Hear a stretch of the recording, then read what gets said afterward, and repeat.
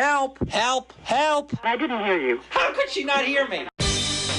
Jim Donovan is rarely at a loss for words. Is he clueless? He's always loved television and being in the middle of all the action. Almost running me over with a Hummer.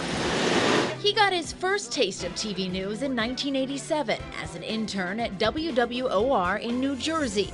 There, he set his sights on becoming a reporter and began practicing. Good morning, everyone. This is Suburban Edition from the Channel 9 newsroom. In the meantime, he earned extra money as a flight attendant, insight that helped him when he landed a job as a consumer reporter at CNBC in the mid-90s. Frequent flyers will tell you the best way to pick a club: location, location, location. Next stop, North Carolina, as an investigative reporter at Fox 8.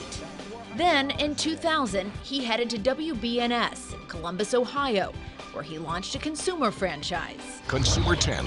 I'm Jim Donovan. 3 years later, he would start a new franchise in Philadelphia. I'm Jim Donovan for 3 on Your Side. At CBS 3, Jim has been a staunch consumer advocate.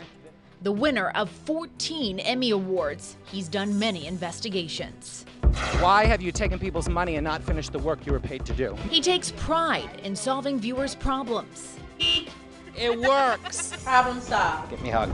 and saving them thousands and thousands of dollars. Not bad. Not bad. I found a discount code there that cut my dollar rental car price in half. Always willing to lend a helping hand and give a voice to community groups and charitable organizations, he's also been keeping us safe. First up, kitty kitchen concern. Of course, he's been there for many major stories, too. Breaking news into the CBS 3 Eyewitness newsroom. One of the popular duck boat tourist vessels has crashed into a barge in the Delaware River. Good morning, everyone. I'm Jim Donovan. There you see a shot of the Pope as he's boarding Shepherd 1. But through the years, he's also shown us he knows how to have a little fun. The good news for parents this year is they're not as noisy as they've been in the past.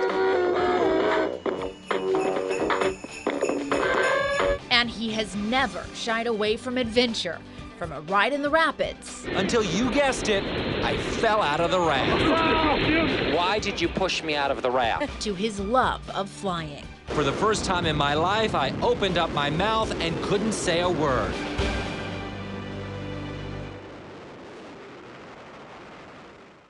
Good evening, everyone. How my managers convinced me to jump out of a plane, I do not know. All I can remember is when the door opened at 8,000 feet, I kept thinking to myself, you really need to renegotiate your contract. But indeed, it is my pleasure to be here with you this evening. When Joanne Calabria, our Vice President of Public Affairs, first informed me that I was being inducted into the Hall of Fame, I think my reaction, quite frankly, surprised her. I said, you need to call them back. They must have made a mistake. Isn't it obvious that I'm way too young for this sort of thing? Now, I think at the time she rolled her eyes, but now I can see why after seeing that video. While my hair pretty much looks the same as it did almost 30 years ago, I guess I have been around the block a couple of times. And what about that Ted Baxter voice from the tape? I paid someone $45 an hour to teach me to talk like that. I think I should be getting my money back because obviously it didn't work. But seriously, time has really flown by. It seems like just yesterday that I walked into the newsroom at Channel 9, WOR, for the very first time. I can remember the smell of the coffee brewing, the stale cigarette smoke. Yes, they still smoked in the newsroom back then. The noise of the phones ringing, the typewriters, and also the wire machines at full speed. And I remember thinking on that very first day, it wasn't quite like the Mary Tyler Moore Show portrayed it, but I had found my people. The land of misfit toys. While other kids would be out playing in the street, I was inside watching the 5 o'clock, the 6 o'clock, and the 7 o'clock news. And for a while, my parents thought there was something the matter with me. I couldn't get enough of it. After I accidentally set my hair on fire with a Bunsen burner in chem lab, they knew that a career in science probably wasn't for me, but if I wanted to go into broadcasting, I was pretty much on my own. Like many of us in this room tonight, My family didn't have friends or relatives that could open doors for me in the news business. I'd have to carve that path on my own.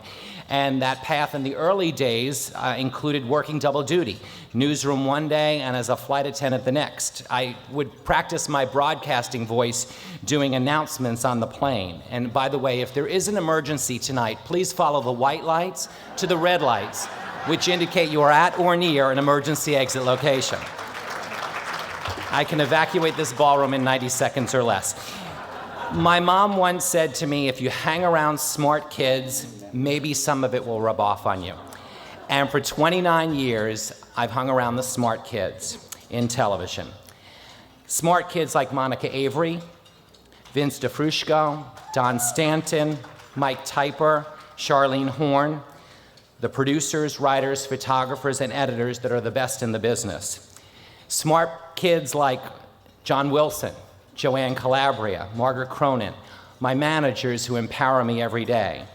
Smart kids like Stephanie Stahl, my partner in crime, and Carol Erickson, the best storyteller in the universe.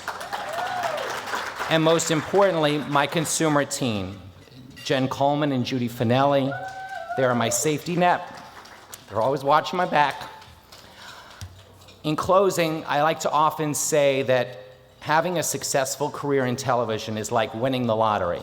So I thank you for this honor tonight, because it's further proof that somewhere along the way, I certainly got hold of a winning ticket. Thank you so very much.